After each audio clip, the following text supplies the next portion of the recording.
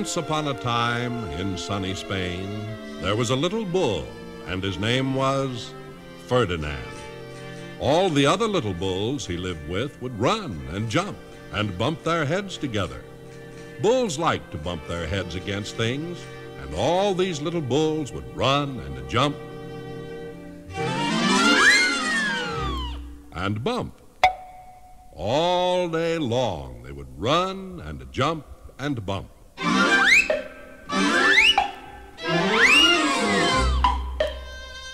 But Ferdinand was different. He didn't like to bump his head like the other bulls.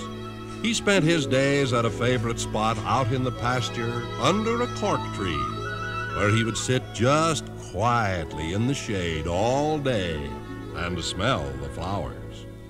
Sometimes his mother, who was a cow, would worry about him. Since he didn't run and jump and bump his head like the other little bulls, she was afraid he might be lonesome playing by himself. One day she said to him, "Moo! Now, Ferdinand, why don't you play with all the other little bulls and bump your head?" I don't like to bump my head. I like it better here where I can sit just quietly and smell the flowers. Well, Ferdinand, if that's what makes you happy, I see no harm in it. You may sit just quietly and enjoy the flowers and let the other little bulls run and jump and bump their heads.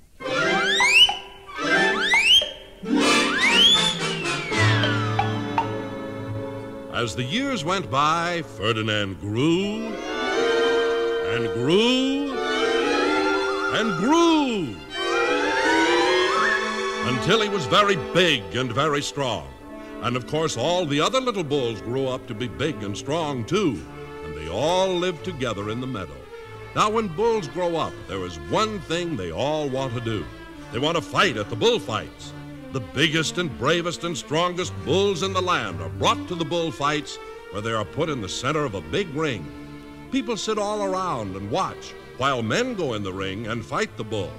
Now, all the bulls in the meadow wanted to be picked to go to the bullfights, and one day the men came to this particular meadow to pick out the biggest and bravest and strongest bull of them all to take with them.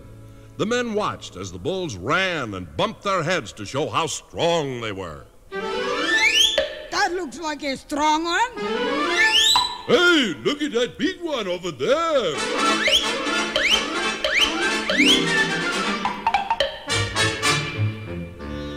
While all this was going on, Ferdinand, who didn't care about going to the bullfights, walked off to his favorite tree to sit down and smell the flowers.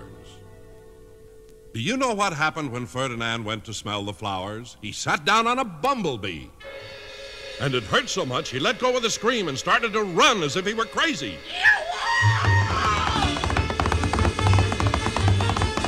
He put his head down, and without even looking where he was going, he ran right through a brick wall.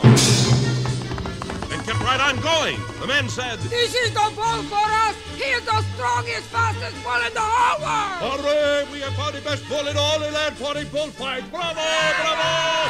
Bravo!"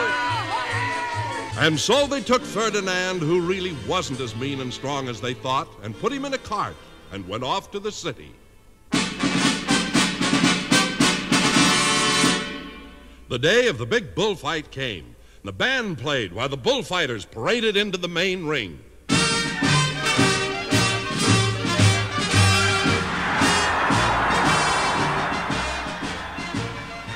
All kinds of men came into the center ring. First came the bandoneros. Then came the picadors.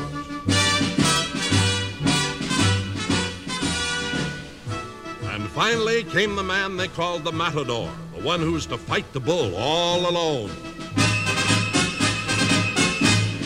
Then came the bull.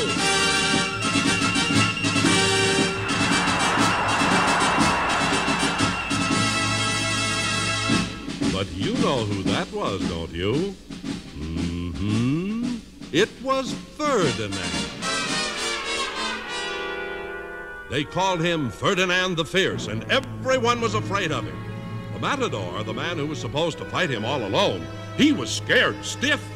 But when Ferdinand ran out into the ring, did he put down his head and run and try to butt the matador in the stomach like everyone expected? He did not.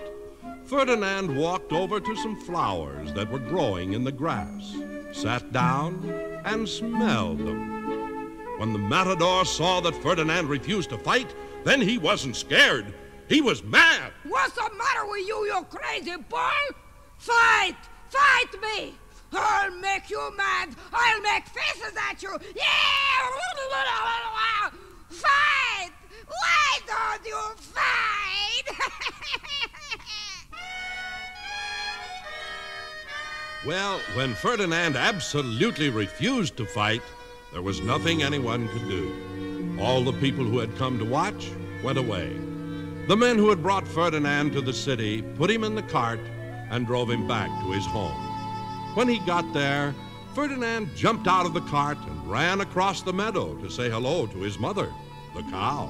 Moo. Then he went straight to his favorite cork tree. And for all I know, he is sitting there still, smelling the flowers, just quietly. He is very happy.